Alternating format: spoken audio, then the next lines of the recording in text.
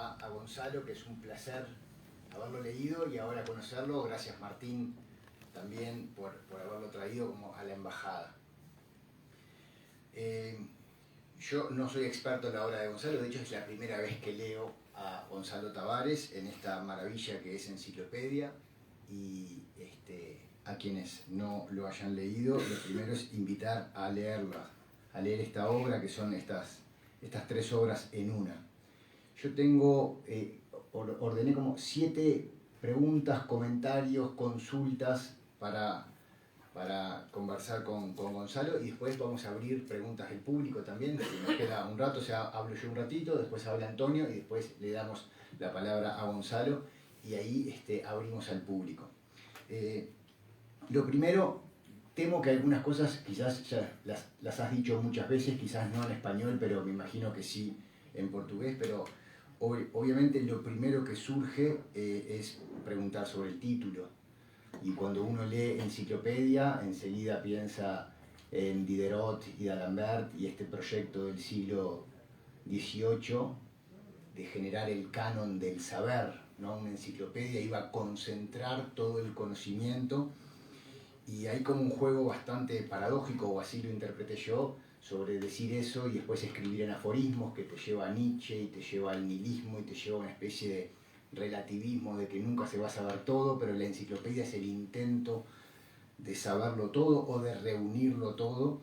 Y lo primero que quería comentar es esta cuestión sobre el título y cómo fue esa decisión, sea sobre ciencia, sea sobre el miedo, sea sobre la música, sea sobre las letras, de poner este término tan paradójico en los tiempos que corren, porque hoy no hablamos más de enciclopedia, no hablemos más de canon del saber, y en tu manera de escribir, en esta manera tan potente del aforismo, de esta cosa de ensayo filosófico, de literatura, quería ver cómo había sido ese proceso.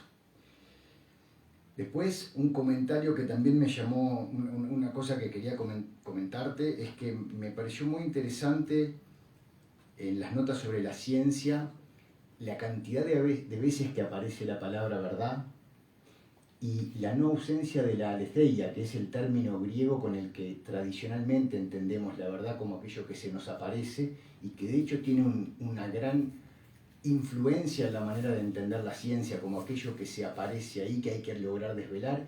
Y hay una cantidad de términos, y por eso es interesante que esté Antonio, porque ahí está la traducción metida, que hablan de algo que se podría aparecer, que se podría desvelar, y ahí me gustaría saber cómo fue traducir eso, y si en la lengua portuguesa sí hay algo parecido a lo que nosotros en español entendemos como la aletheia griega. El otro término que no aparece, y me parece interesantísimo que no aparezca, es la relación de la música con la catarsis. En el origen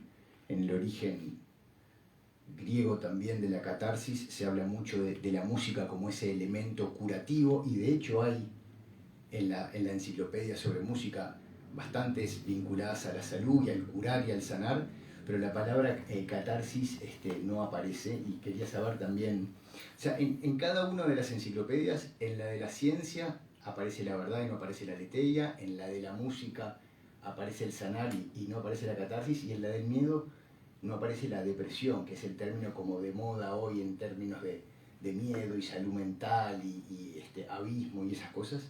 Y me parecía muy interesante saber si fueron decisiones que fuiste tomando, si en un momento, porque es como que están rodeados, los rodeas los términos, es como que todo el tiempo estás como si estuvieses bailando con ellos sin nombrarlos, y quería saber en parte si había sido una decisión explícita o cómo fue ese método de escribir, porque además los escribiste en tiempos distintos. Después me pareció interesante que el término que une a las 3 enciclopedias es la belleza, que parece el término menos enciclopédico que hay. El silencio y la belleza, que aparecen tanto, es aquello que no podemos poner nunca en una enciclopedia. Entonces también me parecía interesante que reflexionaras sobre estos 2 términos hoy aquí con nosotros, que tenemos la suerte de tenerte en Uruguay. Con el frío ya me dijeron que te tuvimos que prestar ropa, porque nunca pensaste que hacía tanto frío acá. Pero bueno, a pesar de que estás en este invierno crudo, una reflexión acá sobre el silencio y la belleza me parece que podría ser interesante que hicieras. Después tenía una pregunta mucho menos conceptual y más vital. La Enciclopedia sobre Ciencias del 2006, en portugués original, y ahora vivimos una pandemia. Entonces, claro, yo la leo toda la Enciclopedia sobre Ciencia después de haber pasado por un vínculo con la ciencia en el mundo y en Uruguay, donde digo, si la volviste a revisitar después de lo que fue la pandemia, el virus, los científicos, las vacunas, qué hacer, qué no hacer, porque yo que la leí post pandemia me pareció interesantísimo todo lo que está ahí en relación a este virus que está dando vueltas por el planeta. También te quería preguntar, y ya con esto ya termino, Antonio, y te doy la palabra a ti, sobre cuál es tu método de trabajo para escribir una obra así. Y lo vinculo con tus notas sobre música. Yo me acuerdo cuando, justo lo citás además a Wittgenstein, yo me acuerdo cuando estudiaba filosofía, tenía un profesor que decía, Wittgenstein escribió el Tractatus como si fuese una obra de música clásica, y después escribió las investigaciones como si fuese una partitura de jazz improvisada. Pasó de la música clásica al jazz. Fue la primera vez que yo vinculé tan evidentemente la filosofía con la música, y leyendo tus notas sobre música me gustaría que vos digas, si tuvieses que decir en qué estilo de música compusiste estas enciclopedias, ¿cuál sería? ¿Si irías por estos? ¿Si irías por algo más terruño, más de la patria, más por un fado o algo así? O si en función de cada una de las enciclopedias te inspirabas en algún tipo de música particular para escribirlas. Y por ahí me quedo, tengo algunas más, pero me gustaría empezar la conversación primero y en todo caso después hacemos algún apunte más. Muy bien. ¿No? Muchas gracias, y Antonio, te doy la palabra a ti, ¿te parece? Estupendo. Pues muchas gracias. Antes de nada, buenas tardes a todas, buenas tardes a todos. Es un placer para mí estar aquí acompañando esta presentación pública de alguien a quien admiro y estimo en la misma medida, Gonçalo de Tavares, una de las voces fundamentales de la literatura portuguesa de hoy en día y ya de las últimas décadas, uno de los escritores con una voz propia más potente y más poderosa en el contexto de la literatura en lengua portuguesa. Es un placer estar aquí, es un placer saludarles a todos, a los profesores, a los colegas, a los alumnos que puedan estar escuchando, a las autoridades, por supuesto, a Martín, el editor, que ha hecho posible este pequeño gran milagro, que es tener la enciclopedia en Uruguay, un país que admiro enormemente y al que estimo y en el que fui muy feliz en 2018 cuando hice una pequeña estancia allí para dictar algunas conferencias que realmente tuve el placer y el honor de conseguir empaparme de la cultura de allá. Este es un libro, esta enciclopedia, que me alegra especialmente que esté ahora también en Uruguay. Es un libro que ya ha viajado algo también, es un libro que en esta misma traducción fue publicado en México, fue publicado en España, en Colombia, en Chile y ahora en Uruguay. Y es para mí un placer muy especial que así sea, porque siempre es un placer ayudar a divulgar la obra de los grandes autores o de los autores que uno admira. Y en este caso mi admiración por Gonçalo es sincera por su obra, y por ello, pues, si puedo ayudar con esta traducción a divulgar su obra, pues lo hago encantado. De la obra de Gonçalo me gustaría decir, en primer lugar, una cuestión, una circunstancia que me hace pensar en Gonçalo como alguien diferente al resto o a la inmensa mayoría de los escritores de su generación en Portugal. Muchas veces se habla de la generación de los autores como Gonçalo, que nacieron alrededor de 1970, una generación de autores reconocidos y conocidos ya en buena parte del mundo, muy traducidos, que además tienen la característica de ser todos o casi todos buenos amigos entre sí, no han matado al padre, no han matado al hermano, no han matado al compañero, sino que tienen una especie de hermandad entre todos ellos, una hermandad colectiva basada en la amistad y en la camaradería, que me parece algo destacable. Pero quiero resaltar una cualidad de la obra de Gonçalo que la separa, que la distancia de la del resto, y que es la siguiente. Gonzalo pertenece a una genealogía de escritores que se preocupan tanto por cada pieza individual de su obra, es decir, se preocupan con el mismo rigor por construir un libro o por construir cada uno de los libros que construyen o constituyen su obra, como en la misma medida y con el mismo rigor por alimentar toda una obra literaria en plural. Es decir, Gonzalo es un autor que tiene una auténtica arquitectura alrededor de su obra. Su obra literaria, y esto es una especie de desafío y de invitación a los lectores para que se adentren en ella, está construida, está edificada en varios edificios. Edificios a los que él ha dado nombre, como si fuesen una especie de Aleph, digamos, ¿no? Donde él va consiguiendo construir y consiguiendo recuperar todos los lugares que le interesa habitar. En ese Aleph maravilloso que es la obra de Gonzalo, pues tenemos series muy conocidas como El Reino, que antes ha visitado, compuesta por algunas de sus novelas más famosas y más conocidas por el público. Tenemos otros edificios singulares como El Barrio o como Ciudades. Es decir, Gonzalo tiene una preocupación por construir una obra orgánica, una obra en la que hay diferentes piezas, que todas ellas se articulan y construyen una obra única, que es la obra de ese escritor, que es Gonzalo, y que construyen, divisado a una debida distancia, pues algo así como un mapa, como una geografía de ese espacio, de ese territorio literario que habita Gonzalo. Una geografía que es también o que tiene algo de puzzle también, porque todas las piezas de esa geografía se articulan también entre sí. No son piezas aisladas, sino que están en íntimo diálogo. Y me vais a permitir que diga que probablemente, y sé que esto que voy a decir, pues probablemente o quizá pueda resultar como una pequeña provocación, desde Fernando Pessoa no ha habido en la literatura portuguesa alguien que tenga un proyecto de obra, no solo de edificar y de construir libros, sino de crear una obra plural y haya tenido una preocupación por dar a conocer la geografía de esa obra. Probablemente desde Fernando Pessoa creo que no ha habido un proyecto tan personal en la literatura portuguesa por construir una obra y explicar cómo es esa obra, como el proyecto, como el ideario literario de Gonzalo Tavares.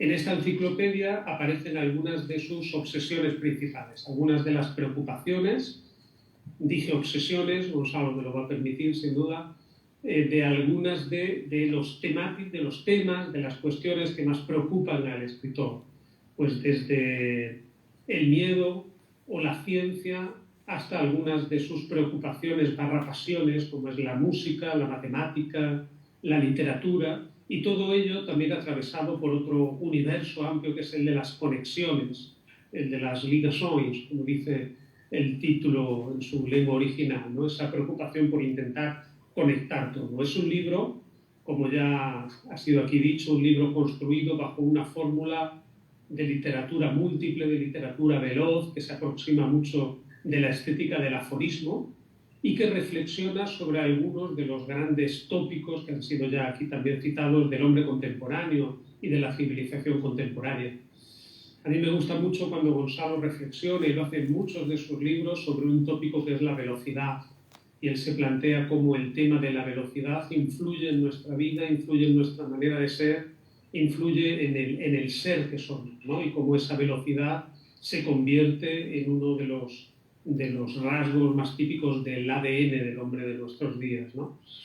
Me gustaría también decir, y con esto finalizo para darle la palabra a Gonzalo, que es el protagonista sin duda de esta sesión, me gustaría decir que una de las características que vincula estos aforismos de enciclopedia con el resto de la obra literaria de Gonzalo, no solo con la obra en verso, sino también con la obra en prosa, es la función de la elipsis. Antes hablábamos de la aletheia, de la posibilidad de encontrar la aletheia, esa verdad que nos oculta. Y muchas veces Gonzalo la mistura, la entrevera con la función de la elipsis, lo cual hace que este lenguaje de enciclopedia se aproxime también mucho al lenguaje de la verdadera poesía, aquella que nos habla en voz baja de las verdades más importantes, aquella que nos susurra los misterios con el único tono con el que es posible comprenderlos, que es con el de la voz baja y la meditación y el diálogo en una luz sosegada, me gustaría decir. Simplemente quiero reiterar mi agradecimiento por esta invitación, mi felicidad más absoluta porque puedan los amigos y los lectores de Uruguay, de ese país tan querido por mí, pues acercarse a la obra de Gonzalo, y con él, sin duda, pues podrán tener acceso a la obra y al universo creativo de una de las voces más singulares de la literatura portuguesa actual. Muchas gracias.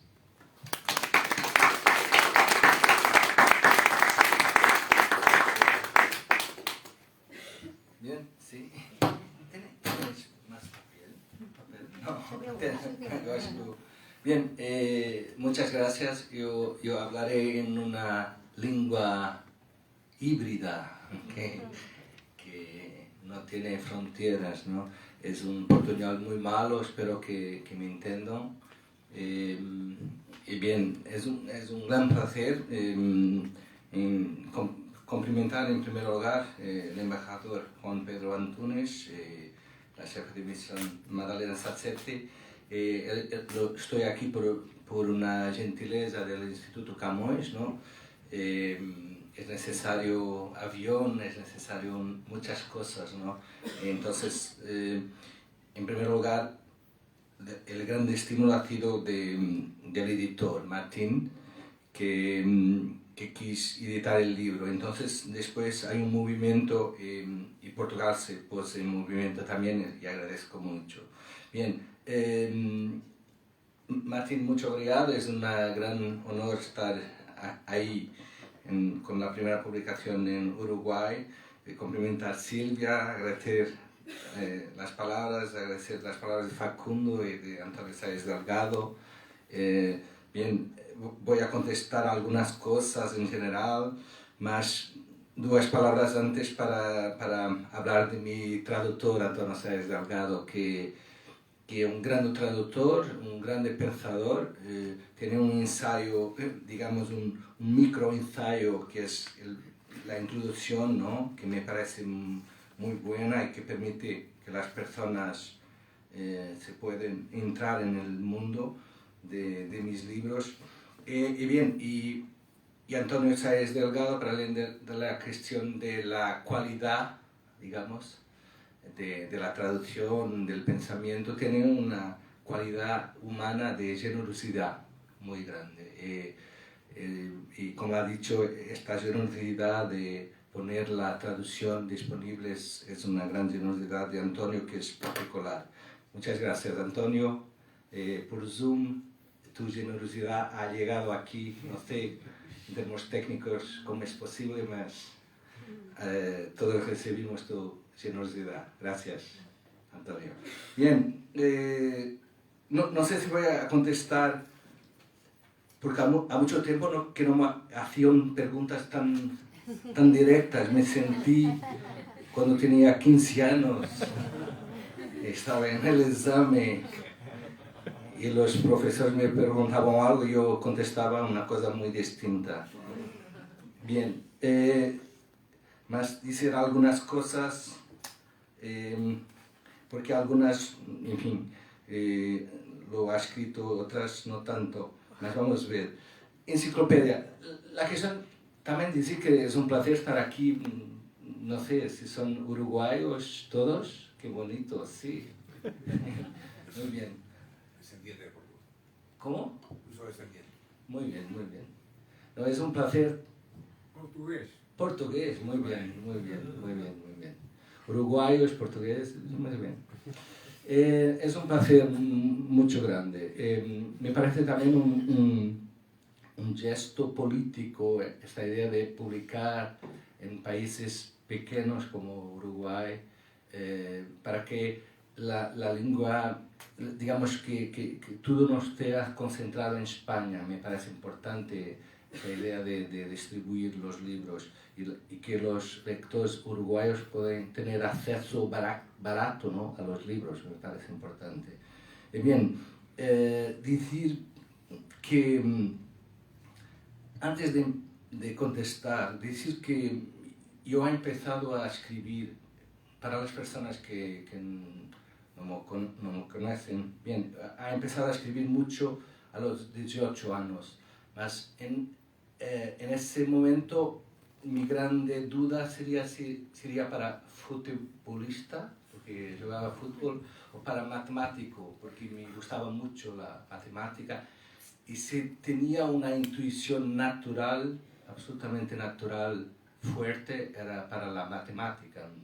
Mis compañeros de 14, 15 años se recuerdan de mí como alguien que sabía mucho de matemáticas, porque si era bueno, alguna cosa era a matemáticas, es interesante. Y es interesante que hoy, por ejemplo, no consigo resolver, ¿sí? Cosas que resolvía con 8 años, sin exagero. Y eso muestra cómo el cerebro tiene como una especialización que va perdiendo poderes y ganando otros. De alguna manera yo he olvidado el cerebro de la matemática y mi parte, digamos, de la lenguaje se ha desarrollado. Y más es interesante porque, como han dicho Facundo y también Silvia, en fin, Antonio, esta idea de la matemática continúa presente, del racional, etc. Bien, decir que empecé escribiendo mucho y leyendo como un animal. Hoy pienso, ¿cómo es posible ter leído tanto? Porque leí locamente, entre los 18 y 30 leí. Hoy, por ejemplo, que continúo siendo un lector, acho que un buen lector, leo como 2 horas por día, 3. Mas cuando era entre los 18 y 30 leí brutalmente, una locura total. Hoy no, es tal vez la parte que más admiro de mi percurso, es la parte que no ha publicado, porque yo he decidido no publicar antes de los 30, eso estaba muy claro. Empecé escribiendo, leyendo, escribiendo, y pensando que publicar sería como un ruido inaceptable en mi desarrollar normal de la lectura y de la escritura. Entonces, mayor parte de los libros que yo he publicado después, muchos de ellos ha escrito antes. Por ejemplo, Jerusalén ha escrito en 1999, una data que parece quase ficción científica para atrás, y publiqué solamente en 2007. Por ejemplo, una viaje a la India de que hablaron, yo he escrito en 2002 y he publicado en 2010. O sea, desde el inicio, y es importante también para contestar a algunas cuestiones de Facundo, que desde el inicio el momento de escritura y el momento de publicación para mí son muy distintos. Escribir es un verbo, publicar es un otro verbo, y tienen mundos completamente distintos. Para escribir tienes que, claro, dominar el lenguaje, la cuestión de la imaginación, infinitas cuestiones.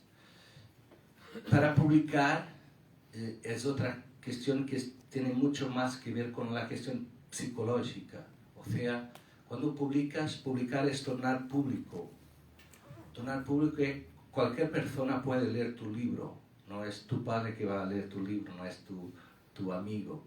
Entonces, hay muchas personas que no están preparadas para publicar.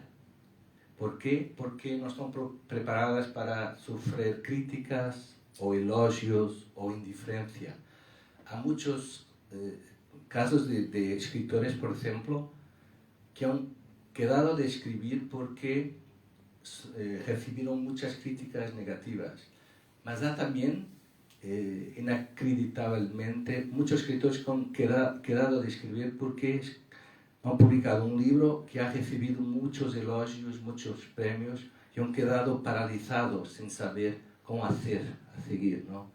Entonces, cuando yo publiqué, yo era totalmente tranquilo. Publiqué con muchos libros ya escritos y todo lo que pudiera suceder yo estaba preparado. O sea, tenía, me perdonen, tenía confianza porque sabían, podrían criticar, podrían dar muchos premios y yo iba a continuar. Y eso me pareció siempre estoy hablando de esto porque esto es la base. Mi padre era ingeniero y me acuerdo bien de niño, él me llamaba y empezar a construir una casa.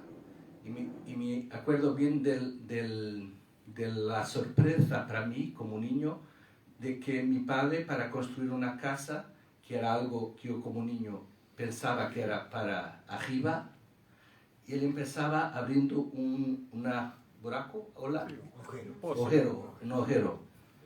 Y él fotografaba, y era muy interesante porque empezaba la obra y el agujero ya siendo más fundo. O sea, pasado 4 meses de la obra, no había nada en la vertical y había apenas un agujero muy fundo. Y después aparecieron las fundaciones. Y me acuerdo muy bien de mi padre decir, la fuerza de una casa tiene que ver con la fuerza de lo que no se ve, de las fundaciones. Si montas una casa en el suelo, a la primera ventanilla la casa va a volar, ¿no? Entonces yo diría que entre los 18 y los 30 han sido mis fundaciones. Entonces cuando ha llegado el suelo, publicando el primer libro, yo estaba tranquilo porque sabía que tenía fundaciones fuertes. Y bien, y por tanto, de alguna manera, todo lo que ha hecho, pegando en enciclopedia, en otros libros, tiene un punto de partida que es la cuestión de la lectura, ¿no? Y contestando un poco a algunas cuestiones de Facundo, por ejemplo, la enciclopedia. Casi siempre lo que me interesa es volver al antiguo de una manera distinta. O sea, tiene mucho que ver con la palabra original. La palabra original es muy interesante etimológicamente, porque original nosotros asociamos algo de novedad, algo nuevo. Mas la origen de la palabra original está precisamente en origen. Ser original es regresar a la origen, regresar al antiguo. Yo diría que es regresar al antiguo por un otro sendero, por un otro camino, ¿no? Enciclopedia es un poco esto. Facundo ha dicho que enciclopedia es algo ultrapasado, claro, como por ejemplo la epopeya, una viaje a India que Antonio ha hablado. Lo que ha hecho es ir a la idea de que la epopeya es una máquina que está desactualizada, como la enciclopedia. Yo intento tomar las máquinas desactualizadas y ponerlas en movimiento. Muchas veces las máquinas que nosotros decimos que están desactualizadas, no están desactualizadas. Nosotros no sabemos cómo las resucitar, digamos, ¿no? Entonces yo diría que epopeya era una máquina que yo quería resucitar. Enciclopedia también. Enciclopedia no es, claro, la enciclopedia de Diderot, etc. Es el contrario. La idea de la enciclopedia es mucho, y la primera gran enciclopedia francesa lo creía, que era cerrar los temas. Esto es la última palabra sobre los temas. Aquí está la enciclopedia. Bien, para mí claramente eso es el sentido contrario. Las definiciones, a mí me gusta mucho la etimología, porque la etimología es la historia de las palabras, ¿no? Es como intentar entender las noticias no conociendo la historia de los países. Y es definitivo, es definir. Finire es finito, el último. O sea, definir es decir la última palabra sobre. Por ejemplo, definir ciencia es decir la última palabra sobre ciencia. Definir teatro es decir la última palabra sobre teatro. Mi enciclopedia no está en el mundo de la última palabra. Está en el mundo de la palabra del medio. Del medio, ¿por qué? También porque no está en la primera palabra. La idea que, por ejemplo, la idea de primera palabra es una idea muy arrogante de alguna manera. Y claro, solamente, por ejemplo, textos religiosos se pueden asumir como la primera palabra. Pero si hoy voy a hablar de miedo, de música, tengo que saber que no soy lo primero a hablarlo de música. Entonces no es la primera palabra, no es la última, es la palabra del medio. Y esto permite que las otras personas contesten, reflexionen, como ha hecho Facundo o Antonio, y por tanto que todos, y Silvia, que todos puedan entrar en la conversación. La definición es precisamente el fin de la conversa. Si yo digo, yo voy a definir algo, es decir, tú no tienes nada a contestar, es la última palabra. Así que a la última palabra no hay nada, ¿no? Bien, rápidamente, sobre la música, es difícil contestar cada cuestión de Facundo, daba una hora, ¿no? Bien, algunas cuestiones que me interesan. Se habló de Wittgenstein, bien, yo he estudiado mucho Wittgenstein en mi tesis bachelor de Wittgenstein. A mí me gusta mucho una cita que se habla de Wittgenstein, que tiene mucho a ver con algo de que faló Facundo y también Antonio, que es la idea, él dice que cuando dos filósofos se cruzan en la calle, uno debe decir para el otro, más despacio, más despacio. Y eso me parece una bella síntesis de lo que debe ser la literatura y el arte. La literatura y el arte deben susurrar despacio, más despacio, porque hay una velocidad, como Antonio ha hablado, hay una velocidad totalmente brutal en el mundo. Y la literatura y el arte para mí es introducir la lentitud lúcida dentro de la velocidad tonta, porque es muy difícil pensar cuando se está en gran velocidad. Es imposible mirar cuando se está a gran velocidad. Es una experiencia básica en el tren. Cuanto más rápido va el tren, menos yo puedo ver. O sea, la ceguera y la velocidad son muy sinónimos. Mucha velocidad significa ceguera, y una ceguera, sí, bien. Si alguna palabra parece muy absurda, mi discurso por veces no es totalmente racional, mas si alguna palabra os parece demasiado absurda, por favor me digan, ¿sí? Mas decía que, digamos que hay una ceguera visual, clara, con la velocidad, mas esa ceguera es también metafóricamente una ceguera intelectual. O sea, si nosotros estamos muy rápidos, no vamos a ver nada y no vamos a conseguir pensar nada. Ficamos ciegos y absolutamente tontos. Entonces, la lentitud es una manera de redescubrir la mirada, la buena mirada, y redescubrir el pensamiento. Es imposible pensar cuando se está a caer, por ejemplo. Cuando estoy en gran velocidad y cuando estoy cayendo, yo puedo gritar, no puedo pensar. Y de alguna manera yo diría que el mundo en general está gritando. Las personas en general gritan y están concluyendo siempre. Las personas me parecen que muchas veces tienen una frase para un tema. Ucrania, tengo esta frase.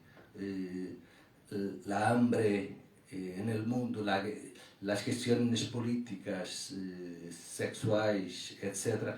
Las personas, hay como un desaparecimiento del pensamiento. Y por eso la enciclopedia tiene mucho que ver con algo que me interesa, que es la idea de la literatura es para refletir. La literatura no es una distracción. Yo sé que muchos podrán no concordar, mas es tranquilo no concordarnos unos con los otros. Mas para mí la literatura no es una distracción. Para mí la literatura no puede ser como una masaje oriental que ficamos relajados. No, la literatura no es un masaje, no es para dormir. Yo he escrito un texto precisamente diciendo que me parece que mucha de la literatura que se hace hoy es una literatura para cansados. Las personas están cansadas, muchas personas están trabajando como 10, 12 horas por día, cuando, por ejemplo, Pete Seeger, un cantor folk americano, cantaba en los años 60 hablando de 8 horas de trabajo, 8 horas de lazer, 8 horas para dormir. Estamos pasados 60 años y muchas personas en los países más desarrollados trabajan 10, 12 horas por día, algunas más. Es absurdo. Y algunas personas no tienen trabajo, ¿no? Y por tanto, de alguna manera, la literatura y el arte que se está haciendo para personas cansadas. Es una literatura para cansados. Y cuando las personas están cansadas, se quieren distraer y dormir. Y mucha de la literatura actual es perversamente para adormecer los adultos, porque todos saben, los que tienen hijos, que el padre, la madre leen pequeñas narrativas para los niños dormirem. Lo que siento es que mucha de la literatura hoy es para los adultos dormirem. Y esto me parece un total absurdo, un total absurdo. La literatura es precisamente para estimular, para poner en cuestión, para provocar, ¿no? Y eso es interesante, que sería una otra conversación, que es la cuestión de la importancia de la belleza, como ha dicho Facundo, pero también, por ejemplo, de la maldad o de la bondad. Hoy la idea, por ejemplo, en Estados Unidos, muy claramente, en términos pragmáticos, por ejemplo, están retirando lo lobo, se dice, ¿no? De las historias de niños, ¿no? Y eso es muy interesante, porque el lobo malo, ¿no? Están tirando la maldad de las historias de los niños. Y esto, por ejemplo, me parece un error literario, claramente, y también un error, digamos, ideológico, me parece. Porque, por ejemplo, la historia del perro, ¿cómo se dice? ¿Cómo? Caperucito Rojo. Sin el lobo, como hablábamos el otro día, es que no tiene...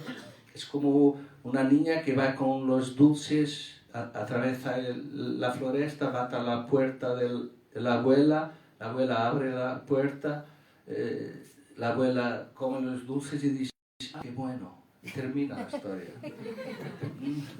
No hay historia. No hay historia. ¿Dónde está la historia y dónde está la literatura? En el lobo. No es. La grande frase de Tolstoy del inicio, de que las familias felices no tienen historia, ¿no? Es eso, ¿no? La literatura es terrible, pero es la verdad. La literatura empieza, el arte, como lo terrible, lo asustador, el perverso, el lobo, etcétera, etcétera, etcétera. Entonces, retirar el lobo es tirar la literatura, es retirar la literatura. Y por otro lado, me parece un error ideológico, porque retirar el lobo, por ejemplo, los niños van a crecer no sabiendo que existen lobos. Cuando van a tener 10 años, un lobo se va a aproximar y los niños, como nunca vio un lobo, como les dijeron que los lobos no existen, va a poner los deditos en la boca del lobo, pensando que era un golden retriever, un perro muy tranquilo. Y va a ficar sin dedos, los dedos van a desaparecer del niño. O sea, en mi concepción ideológica, claramente tenemos en la literatura que poner el lobo, poner el fascista, poner el racista, etcétera, etcétera, etcétera. Para cuando estamos viendo del lobo, reconocemos, este es un lobo. Cuando estamos viendo del fascista, este es un fascista. Cuando estamos viendo de un racista, este es un racista. Me parece obvio. Más bien, sé que algunas personas podrán no concordar, mas podemos hablar de eso. Bien, y decir, regresando, intentando contestar algunas de Facundo, yo no sé si después hay cuestiones, no sé si hay. Muy bien. Más decir que tú hablaste, por ejemplo, de la belleza, y a mí me parece que, por ejemplo, en la ciencia, estamos aquí en una universidad y tengo que agradecer también a la Universidad Católica, que la belleza mismo en las cuestiones científicas es muy importante. Yo hablo mucho de la idea de que un argumento bello es más convincente que un argumento feo, que es natural. O sea, la belleza es convincente. Y es increíble cómo nosotros no tenemos la conciencia que, por ejemplo, mismo la ciencia muy formal utiliza la metáfora y las narrativas. Yo hoy en una entrevista hablé de, por ejemplo, la teoría del caos. La teoría del caos de la física es muy compleja. A mí me gusta bastante ainda un poco la física y la matemática, pero es muy difícil, muy difícil. Lo que sabemos de la teoría del caos, que había una mariposa que batió las alas y que ha provocado un terremoto en el otro lado del mundo. ¿Qué es esto? Esto es una micronarrativa, es una metáfora, y es extraordinaria metáfora. Los físicos entendieron de la teoría del caos y de otras teorías que necesitaban de la literatura, claramente. Porque esto, la literatura es una síntesis, puede ser una microhistoria de un gran escritor sudamericano, uruguayo o un otro. O sea, la idea de que la belleza es determinante. Y a mí, para estar claro también, para relación a lo que ha dicho Facundo y Silvia, porque son de la filosofía. Yo he hecho un doctorado en filosofía y lenguaje, mas yo no soy filósofo, claramente. ¿Por qué? Porque yo no me interesa la verdad. A mí lo que me interesa es lo interesante. O sea, una ficción que sea más interesante que la verdad, para mí es mejor. Porque yo no soy juiz, no soy filósofo. Y esta es un poco la diferencia. Yo tengo un placer enorme en pensar. Pensar me da placer físico mismo. Mas mi pensamiento nada tiene que ver con la idea de encontrar la verdad. Porque siempre también asocia la verdad a las definiciones, etc. Es siempre encontrar infinitas posibilidades de verdad e intentar encontrar la verdad más bella, ¿no? Más estéticamente estimulante, ¿no? Eso me parece también muy claro. En fin, de la pandemia, del método de trabajo, sí. La pandemia.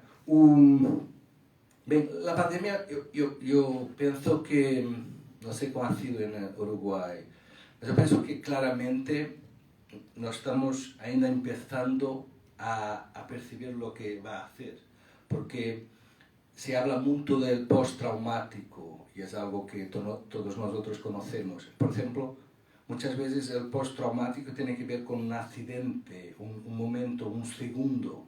Hay un segundo de accidente y después hay un postraumático que puede demorar años. Nosotros tenemos en la pandemia un accidente que no ha durado un segundo, ha durado 2 años. Es como imaginar un accidente de tráfico que no demora un segundo, demora 2 años. Estamos siempre repitiendo el accidente, el coche vindo, repitiendo 2 años. Estamos empezando un post-traumático de un accidente que ha demorado 2 años. Entonces va a ser un post-traumático terrible. Yo he caminado hoy con Martín, que muy gentilmente me ha mostrado el centro de Montevideo, y es asustador, muchas puertas cerradas, muchas tiendas cerradas, no sé cómo era antes, mas me parece que ha cambiado con la pandemia, ¿no? Yo no tengo dudas que la pandemia, la parte económica de la pandemia va a tener un impacto que nosotros ainda no estamos sintiendo, en fin. Entonces yo diría que no solamente la ciencia, mas todo todas las artes, todas las tecnologías, toda la forma de vivir va a cambiar con la pandemia. La cuestión me parece siempre que hay un conflicto entre el sacerdote y el médico. Y digamos que en la ciencia, en la pandemia sentimos eso.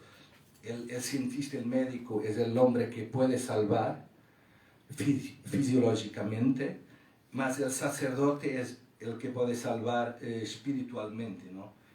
Continúan a ser dos salvaciones que paradoxalmente están muy presentes en el siglo XXI. Y no sé cómo ha sido en Uruguay, aquí, pero por ejemplo en Portugal, al mismo tiempo que los médicos, nosotros batíamos como palmas, ¿no? ¿Se dice? Al mismo tiempo, por ejemplo, la parte religiosa estaba muy presente. Al mismo tiempo que se hablaba de cosas muy técnicas, muy científicas. La cuestión religiosa, por ejemplo, había un padre que con altoparlante en la calle, en el momento del confinamiento, todos los domingos hacía la misa con altoparlante. Las personas venían a la ventana y decían al Padre Nuestro. Es impresionante. En otra iglesia, por ejemplo, en el confinamiento ponían las fotografías de las personas que estaban confinadas y que eran practicantes de la iglesia, ponían en las sillas. Entonces, el sacerdote estaba hablando para fotografías de familias, una imagen absolutamente... O sea, de alguna manera, las breves notas sobre ciencia y la pandemia no han cambiado la esencia de la importancia, por un lado, de la ciencia, más por otro lado, la idea siempre que hay algo que la ciencia no puede completar. Un médico, lo mejor médico no es suficiente. Ainda es necesario un sacerdote, y eso es muy interesante en 2022, ¿no? En fin, del método de trabajo puedo hablar después, o no sé si tienen alguna cuestión. Mi método de trabajo es así, yo normalmente escribo en lo que se llama un búnker. Yo no tengo redes sociales, soy completamente antiguo, y es una decisión muy clara, porque tiene que ver con el tiempo, la idea de que es necesario concentrar, y concentrar, más una vez, es concentrar con un centro, etimológicamente concentrar es tener un centro, con un centro. No es posible una persona se concentrar con dos centros. Es una cuestión geométrica y etimológica, no es posible. Si yo tengo un centro, lo que hago es una circunferencia. Pero yo no me puedo concentrar con dos centros. Con dos centros estoy desconcentrado. O sea, mi método de trabajo es concentrarme totalmente, cerrar la internet, el móvil, y de alguna manera es una especie de construcción del siglo XIX en el siglo XXI, ¿no? Porque tiene las características del siglo XXI. Y después yo escribo, eso para decir cómo esta cuestión del búnker para mí es muy importante. Yo tengo una relación muy buena con mis padres, que tienen hoy 80 años y que están bien, y tienen una relación afectiva muy buena. Y mis padres son de Aveiro, que es una ciudad del norte. Y cuando van a Lisboa, ficaban en mi atelier, lo diría, que era también una casa con mi biblioteca.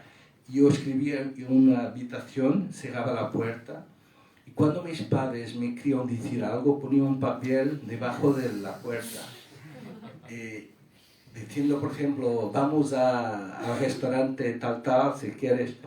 Yo en la vida he recibido muchas pruebas de amor de mis padres, y esta es una de las mayores, grandes, porque ellos lo saben que no es posible interrumpir, no puede ser. Cuando voy a tomar café en la cocina, mi padre está en la cocina, yo digo así, mi padre así, no hablamos y continúo, porque es un núcleo es una especie de búnker mental también, porque si voy alá, y mi padre dice, oh, ¿has escuchado las noticias que tal, se ha quebrado todo, ¿no? Entonces, mi metodología es un isolamiento físico y mental. Y después, ¿cómo escribo? Eso es para mí lo más misterioso, porque, por ejemplo, enciclopedias sobre música, ciencia y miedo. Yo pongo, por ejemplo, miedo y silla. Y de repente hay una fiación, mi cabeza empieza funcionando, escribo por veces 2, 3 páginas solamente con un estímulo de ese tipo, ¿no? Por ejemplo, ahora, miedo y silla eléctrica, ¿no? La idea. O sea, mi cabeza funciona mucho por asociación. Yo escribo mucho como un animal, porque es mucho, pongo algunas palabras y después empiezo, y de repente muchas veces estoy horas escribiendo sin parar, como un loco mesmo. Yo tengo un amigo muy grande que es Marco Martins. Bien, ahora es una asociación privada también, mas un gran amigo cineasta, Marco Martins, que me ha convencido a poner una máquina de filmar en mi atelier. Entonces él tiene horas yo escribiendo como un animal, así, sin parar, horas sin parar. Yo no reviso las letras están todas fuera del lugar. Piedra, por ejemplo, tapé, de, cualquier cosa. Y por tanto, esta forma de escribir, yo diría que para mí es absolutamente misteriosa. No sé cómo es misteriosa y también natural. Para mí es muy natural escribir. Escribir es muy, muy natural. Yo he dicho que escribir para mí es un verbo físico. Hay andar, saltar, escribir, nadar. Escribir es un verbo físico, claramente. La segunda parte de la escritura es mucho más racional, que es la parte, después de esta escrita animalesca, voy a mirar muchas veces, semanas después, meses después, voy a mirar el texto y voy a cambiar, cortar, etcétera, etcétera. Acima de todo voy a cortar. También algo que es muy racional. Yo puedo en una mañana escribir 20 páginas y después puedo demorar como 2 meses a pasar las 20 páginas para 2, algo así, ¿no? Había una historia que se cuenta de un escritor que ha escrito una carta muy, muy larga a un amigo y al final dice: pido disculpas por esta carta tan larga, mas no tuve tiempo para hacerla más corta. Y eso es muy interesante porque hacer las cosas cortas y densas toma mucho tiempo. Es muy fácil hablar en expansión, mas concentrar es... Y yo lo que intento, para terminar, no sé si habrá cuestiones, mas lo que intento es mucho que el texto sea concentrado en el sentido precisamente de tener lo mínimo de palabras y lo máximo de potencia. Mínimo de palabras y máximo de potencia. Y es un poco como si yo tengo una idea que ocupa 100 metros cuadrados, yo intento poner la idea en 10 metros cuadrados, 1 metro cuadrado, y lo que siento, 1 centímetro cuadrado, y lo que siento es que la idea se torna más potente cuanto más ocupa menos espacio. Porque la potencia tiene que ver con potencial, posibilidad. Y precisamente es como algo como dinamite, ¿no? Explosivo, que vas concentrando, y el lector, al lector tiene la función de desdobrar, ¿no? Al pasar 1 centímetro cuadrado final para 1 metro cuadrado, 10 metros cuadrados, 100 metros cuadrados. El lector lo fará, ¿no? Y por tanto mis textos son muchas veces no totalmente fáciles. Y bien, yo digo cosas que sé que no son políticamente correctos. Yo prefiero tener un buen lector do que 100 lectores tontos. No, es tranquilo para mí. Por ejemplo, Walt Whitman, no me quiero comparar, claro, eso no es una idea más. Walt Whitman hacía una cosa muy interesante, el grande poeta de la América. y él vendía, en determinado periodo de la vida, vendía los libros individualmente. Él, Walt Whitman, vendía los libros. ¿Qué hacía Walt Whitman? Primero hablaba con las personas. Y si la persona le parecía lúcida, le vendía el libro. Si le parecía un tonto, no. Y eso es muy interesante, yo sé que ahora hay una idea de que tenemos que facilitar, y sé que no es políticamente correcto, pero me parece que la idea de que la literatura tiene que ser fácil, me parece un peligro. La idea de que cuando yo no entiendo algo, ese algo es malo, es una idea que es absurda. Roland Barthes tiene un texto muy interesante sobre eso. Él dice que a personas que cuando no entienden algo, dicen, esto es estúpido, cuando deberían decir, yo soy estúpido, porque yo no entiendo. Y esto es básico. Por ejemplo, si yo no entiendo una lengua, yo tengo que estudiar, ¿no? Si yo no entiendo algo, yo tengo que... Y hoy hay una idea, hay una ansiedad que tiene que ver mucho con la multiplicación de imágenes, etc. Hay una ansiedad también en el lector. El lector quiere leer y entender de inmediato, todo. Y esto es algo que es contra, por ejemplo, el aprendizaje.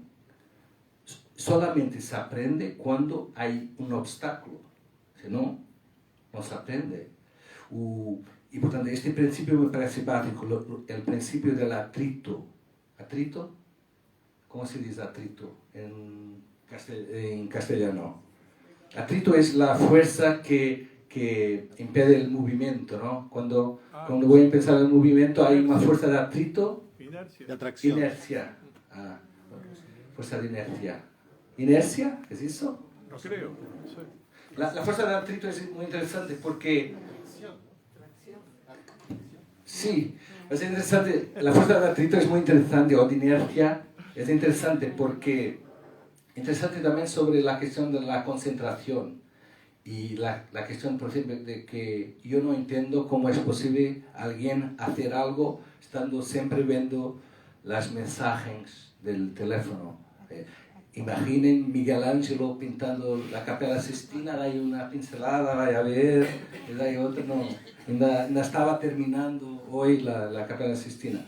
Y tiene mucho que ver con la fuerza de inercia, porque... ¿Fuerza de fricción? Sí, ok. En Portugal decimos fuerza de atrito. No fuerza de atrito. Que es interesante porque es una fuerza que de alguna manera impide el inicio del movimiento. Es una fuerza que es muy importante en el inicio, más después desaparece. O sea, para poner este jarro de agua, no sé, hay un inicio, tengo que hacer una fuerza para vencer el atrito y después tengo que hacer mucho menos fuerza, mucho menos.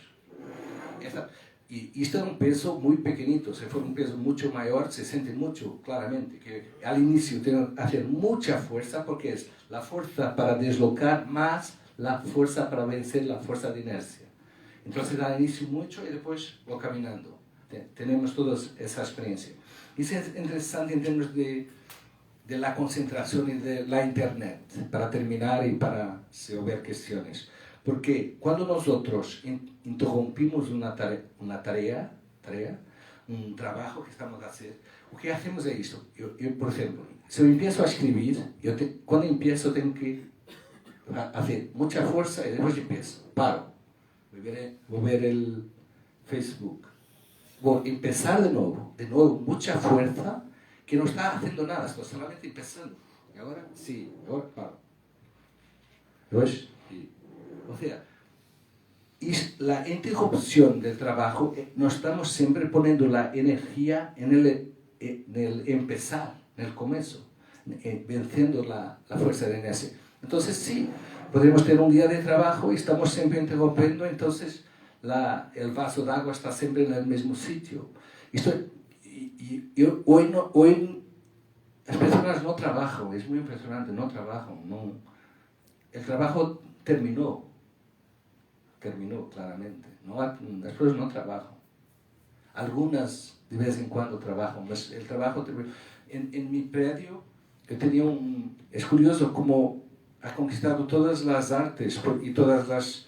había un pintor en mi predio que estaba pintando una pared que es algo que hacía como en 5 horas. Pintaba y como estaba siempre viendo. Y ha demorado una semana hacer algo que hacía. Y lo más absurdo es que recibía por tarefa, o sea, no recibía ahora, ¿no? O sea, totalmente absurdo. Y yo diría, para terminar, que me parece que de alguna manera estoy muy curioso para percibir los futuros creadores, escritores, etc., cómo van a surgir, porque me parece que hoy leer, por ejemplo, es un acto de absoluta resistencia. Tienes que resistir a muchas cosas, ¿no? Yo escribí un texto sobre cómo es mucho más difícil ser intelectual, digamos, en el siglo XXI que en el siglo XIX. Ser intelectual en el siglo XIX era una brincadera, ¿no?, de crianzas, de niños. Hoy es muy difícil porque es un bombardeamiento de cosas. En fin, para terminar, muchas gracias. No sé si tienen cuestiones. Yo tengo mucho placer de contestar si hay alguna cuestión más particular del libro o más general. No sé si Facundo quiere decir algo, o Antonio, o Silvia. No sé. Yo agradecerte, maravillado, pero me gustaría abrir al público si hay alguna pregunta. Yo Sí. quizá quisiera decir algo brevemente, porque... Esperá que te llevo el micrófono. ¿Perdón? Para que nos Sí. escuchen. Gracias. No, porque hay algo que... ¿Sí quieres te a presentar? Sí, mi nombre es Gabriel Gali, soy docente de la Universidad de la República, de la Facultad de Información y Comunicación y director de la radio Uniradio. Y un ferviente lector de tu obra desde hace muchos años. Y el primer libro que leí fue El señor Henry. Después creo que el señor Valéry, después el señor Breton. Y hay una cosa que, en acuerdo total con lo que dijo Antonio hace un rato acerca de esa arquitectura de la obra, a mí me interesaron mucho, y fue lo que más me llamó la atención, los ladrillos, por decirlo de algún modo. ¿Ladrillos? Los, ¿cómo se dice? Tijolos en portugués. Exacto, sí, más que tú hablaste del fundamento, ¿no?, del pozo, ¿no?, de la verticalidad del edificio, pero los ladrillos es donde yo encontré una gran fascinación. Y cuando digo ladrillos no sé bien qué digo, pero hay, por ejemplo, en el señor Henry la idea de que si los bolsillos hubiesen sido inventados para llevar líquido, viviríamos en un mundo diferente. Por ejemplo, he ahí un ladrillo, ¿no? O, por ejemplo, qué sé yo, el señor Breton, la búsqueda de dónde está el medio de un verso, la mitad del verso, ¿no? Ese tipo de ideas que para mí hablan de una filigrana que tiene que ver, obviamente, con tu método, pero que todo ese método trabajoso que él describió, ¿no?, de primero la escritura loca y después el reducir, el resultado para el lector, no digo que sea fácil, pero uno percibe el juego. Hay una cosa lúdica que lo atraviesa que para mí da una gran felicidad al lector. Acá mismo en el libro de la parte de ciencia van a ver que es muy humorística, porque es una ciencia que, como decía Wittgenstein, podrá explicarlo todo, pero no hay lugar para nosotros en esa ciencia. Dicho en otros términos, tú lo pones en términos de sentimientos, pero Wittgenstein decía, la ciencia podrá resolver todos los problemas, pero nunca va a poder resolver los problemas humanos, porque los problemas humanos son éticos, tienen otra dimensión, otro nivel. Y entonces, creo que ahí, en eso, cómo la obtención de ese juego lúdico en esos ladrillos que atraviesan incluso las grandes novelas tuyas. O, por ejemplo, el principio del viaje a la India, donde tú todo lo decís diciendo que no lo vas a decir. Es decir, todas esas figuras de la negación generan unas imágenes que mueven al pensamiento. Por eso me gustaría decir que, sin duda, Gonzalo Tavares es un grande de las letras portuguesas, pero es un grande de la escritura, porque lo interesante de Tavares, y perdón porque no quiero ofender de ninguna manera, al contrario, no son tanto las historias, sino la forma escritural en que esas historias se desarrollan. Por eso mis libros preferidos son Enciclopedia y el que más amo, Biblioteca, ¿no? Lean Biblioteca, lean por ejemplo Aristóteles en Biblioteca, el juego que hay, y ahí creo que hay algo muy interesante, porque él juega con la elipsis, como dijo Antonio, pero también, bueno, con prácticamente todos los recursos retóricos y lingüísticos están presentes de alguna manera, pero la paradoja en sus múltiples formas está muy presente. Y es algo que se agradece porque me parece que ahí es donde está el juego del pensamiento. Es un gran escritor de la lengua portuguesa, pero es un gran escritor, punto. ¿No? Es un gran escritor, digamos, que realmente logra sacudir al pensamiento aún en sus traducciones, ¿no? Y eso me parece maravilloso. Mucho obrigado por las palabras muy generosas. Y bien, es interesante que has introducido la cuestión del humor y de que no se ha hablado, ¿no? Del lúdico, porque sí, aquí tal vez no esté tan presente como en el barrio, más... Sí, pero la flecha y la diana claro, de la ciencia es muy gracioso.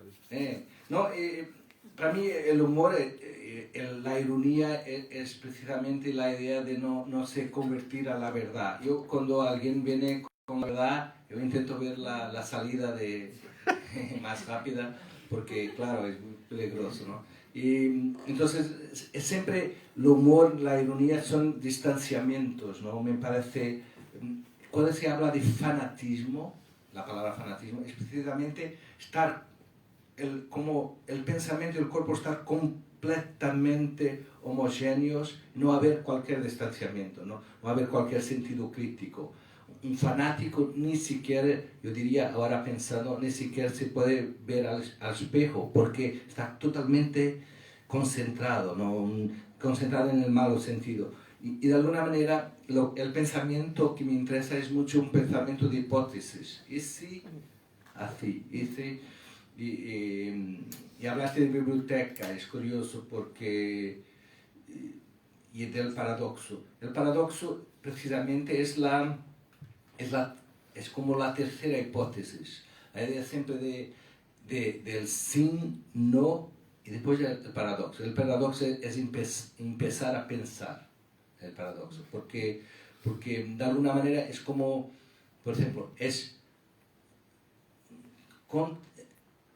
contra o a favor, por ejemplo, de la eutanasia. Y una persona contesta sí, no. ¿Dónde empieza a pensar? Cuando de alguna manera se pone en el camino del medio, ¿no? El pensamiento tiene como una pelea, tiene una guerra con el sí y el no, ¿no? El pensamiento es un espacio gigantesco entre la idea de que sea una cosa u otra, ¿no? Por tanto, de alguna manera, esto me interesa mucho siempre, fico grato que como lector lo veas, porque sí, me parece. Ha citado Walt Whitman. Walt Whitman tiene dos versos que me gustan mucho sobre la contradicción. Y los versos son, dicen que me contradigo, es verdad, me contradigo. A mí me gusta mucho. Sí. Hay un pánico de la contradicción. La contradicción, por ejemplo, para mí es un método de pensar. No es un problema, es un método de pensamiento. Yo quiero pensar, digo, sí, soy a favor de eutanasia. ¿Por qué? Ta. no, soy contra la eutanasia. ¿Por qué? O sea, la contradicción es empezar a pensar. Por ejemplo, en términos religiosos, a dos libros de referencia, digamos, para un lado y otro. Imitación de Cristo, que es atribuido a Tomás de Kempis, que es un libro básicamente que dice Cristo es la referencia, tenemos que imitar Cristo. Si estás sufriendo, tenés que pensar en los sufrimientos de Cristo y quitar la dolor, ¿no? Y hay un otro libro, en un otro campo, por ejemplo, que se llama, de Nietzsche, que se llama O Anticristo, que es uno de los libros más violentos contra el cristianismo que conozco, de un pensador extraordinario, que dice cosas como, por ejemplo, muy violentas para quien es católico, como por ejemplo la Iglesia Católica ha inventado, ha creado un nombre joven, bonito, guapo, para atraer a las mujeres, ha creado la Virgen María para seducir a los hombres. Dice algo como, por ejemplo, la Iglesia Católica solamente se aproxima de las personas cuando las personas no pueden decir no. Esto es muy fuerte. Por ejemplo, en el bautismo, el niño no puede decir no. En la extrema unción, digamos que hoy está un poco fuera de moda, mas cuando Nietzsche ha escrito, y Facundo ha hablado del cientista, de la figura del cientista, en el tiempo de Nietzsche es muy claro que hay un cuadro que es el moribundo y el médico. El médico intenta salvar el moribundo no tiene salvación, el médico sale y entra el cura. Esto es, en Portugal, por ejemplo, en las aldeas más del interior, hoy ainda hay esta situación. Y el cura entra y tenta muchas veces la última conversión para quien no es católico, la extrema unción, etc. Y era esto que Nietzsche decía que era también el momento que la persona no podía decir no, porque estaba muy flaco, ¿no? O sea, lo que me parece interesante en el pensamiento, por ejemplo, yo si soy cristiano, yo diría, debes leer El Anticristo, claramente. Si el libro que debes leer. Si solo puedes leer un libro de estos dos, La Imitación de Cristo y El Anticristo, para mí el cristiano debe leer El Anticristo. ¿Por qué? Porque es un pensador extraordinario como Nietzsche a decir argumentos con peso. Y yo voy a oír argumentos y voy a intentar contestar. Y tengo que tener fuerza para contestar a argumentos fuertes, ¿no? Entonces, si yo tengo argumentos fuertes para contestar a otros argumentos fuertes, mi creencia religiosa se pone más fuerte. Entonces, esto me parece obvio. O sea, el pensamiento empieza en el paradoxo, mas empieza también cuando yo estoy escuchando las personas con quien no compartillo los ideales. Y eso es algo que es interesante porque ahora pensando, mucha de la falta de pensamiento en el siglo XXI tiene que ver con nosotros estamos cerrados en un circuito de las personas que piensan como nosotros, que es algo que es muy contemporáneo, tiene mucho que ver con las tecnologías, ¿no? Por ejemplo, el sistema de Facebook yo no tengo Facebook, mas la idea de mecanismo C, cómo funciona, que es aproximar los próximos, por más cerca los que ya están cerca. Y esto es un absurdo, porque es precisamente el contrario del pensamiento. Entonces, de alguna manera, hay un proyecto tecnológico, me parece, no digo que es voluntario, mas es eficaz, de terminar con el pensamiento, porque el pensamiento empieza cuando yo, como cristiano, leo los textos de Nietzsche y digo, yo tengo que contestar a esto, no puedo gritar. Si Nietzsche dice argumentos muy fuertes, yo no voy a gritar, ni voy a decir, corten la cabeza a este hombre, ¿no? Y voy a tener que hacer una cosa que es muy antigua, que es pensar. ¿cómo voy a contestar a esto? Tengo que pensar, esto da trabajo, ¿no? Pienso que estamos entrando un poco en el século en que el pensamiento se está desapareciendo y la universidad pienso que es un sistema de resistencia. En eso estamos todos de parabéns. Antonio también es un universitario. La universidad es un espacio, y muchos de aquí es tal vez el único espacio que no tiene vergüenza de decir que está pensando. Y pensando lentamente, por ejemplo, una tesis de doctorado que demora 4 años, 5 años, esto es muy bonito, a mí me parece muy bonito. Yo pienso que uno de los errores de la universidad es, por ejemplo, querer entrar en la velocidad general de las cosas, ¿no? Más despacio.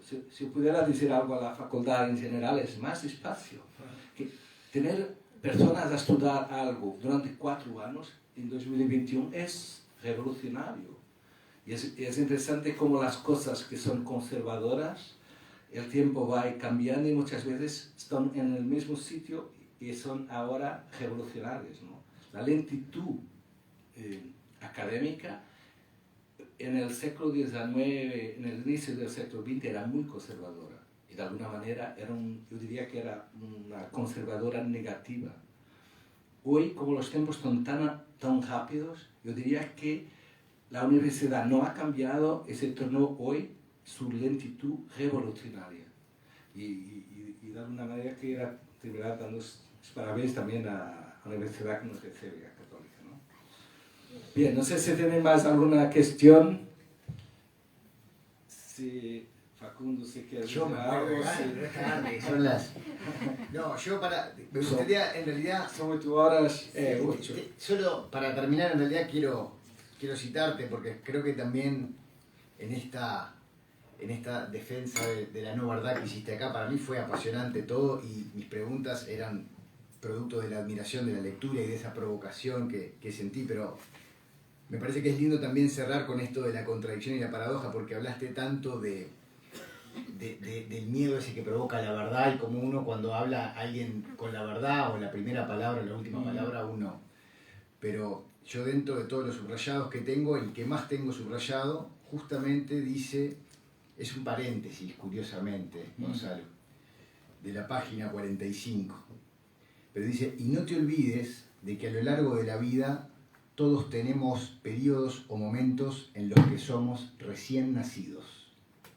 En esos momentos, si alguien nos mira, verá nuestra verdad, decís tú. Y a mí esta idea de volver a ser recién nacido, de volver a despojarse, de volver a esa animalidad, que un poco la contestaste con tu método de trabajo, me parecía, para seguir la frase de Gabriel, un ticholo, un ladrillo dentro de esta arquitectura, de esta patria, para también citar a la primera frase de Antonio en su prólogo. Bien, y tal vez pueda leer 1 o 2 textos también, ya que Facundo ha leído. No sé si Martín quieres leer algo, ¿no? No, pues. Bien, más abierto al azar y al acaso. Y definición de música, que es evidente que la expresión orejas largas no es solo el resultado de una descripción anatómica. Orejas largas es el que sabe oír. En la antigua China, los hombres con orejas largas, entre comas, eran considerados sabios. Y los taoístas hablan de la capacidad que tienen algunos hombres de recibir una luz auricular. Y ahí también una bella definición de música. Me parece muy bonito la idea de recibir una luz auricular, ¿no? La música como una luz auricular. Intentar aquí algunos... Interesante que, por ejemplo, lo que ha dicho Facundo en el inicio y Antonio también, esa idea de enciclopedia es una idea que, por ejemplo, mezclando ciencia y miedo, ¿no? Son 2 mundos que no son de la misma, digamos, categoría, ¿no? Parece algo... Y hay muchas narrativas, micronarrativas, esto, en fin, intentan aquí encontrar pequeñitas más... definición excesiva, pero definición. Henry Jensen dijo una vez que un cantante de ópera es un tipo al que apuñan por la espalda y en vez de sangrar se pone a cantar. Quitando el sarcasmo, esa es la operación que se describe en el escenario. Todo es posible. Lograr representar el dolor de una forma bella. Es muy interesante esta idea de cómo, y por ejemplo la ópera es extraordinaria, cómo a presentar la dolor con una forma de belleza. Me parece absolutamente extraordinario. Yo tengo amigos de la arte, por ejemplo, un amigo que ha hecho una cosa que me ha chocado inicialmente, mas me pareció extraordinario. Su madre estaba con una doença terminal. Y bien, estaba con una cierta dolor, claro. Y bien, en vez de llorar, lo que ha hecho es un trabajo de fotografía, poniendo la madre, por ejemplo, que no sabía leer, pues, por ejemplo, con libros de Bachelard, libros de Wittgenstein, haciendo una especie de pequeñas performances. Y es interesante que lo ha sentido durante 2 o 3 meses y los hermanos de mi amigo artista decían que nunca habían visto la madre tan contenta. Y es para mí un ejemplo extraordinario de que ha transformado la dolor en belleza. ¿Por qué? Porque será necesario que la dolor sea fea, ¿no? La dolor puede ser bella, ¿no? Entonces, de alguna manera, me parece también que en una de las estatuas... En fin, esto tiene fragmentos muy cortos, pequeñas narrativas, más tiene esta cuestión del paradoxo. En fin, yo quería, no sé si Martín quiere hablar. No, ya estamos Para a tiempo. terminar. Estamos. Más, mucho obrigado por todo. Sí, yo quisiera agradecerle Antonio. especialmente a Antonio. Gracias, Antonio. Antonio, muchas gracias. Gracias, Antonio. Estamos viendo tu traducción, entonces muchas gracias. No sé si quieres terminar. Será poco de que terminar. Mas, ha sido un placer. Mas termina. ¿Quieres? Bueno, primero, No.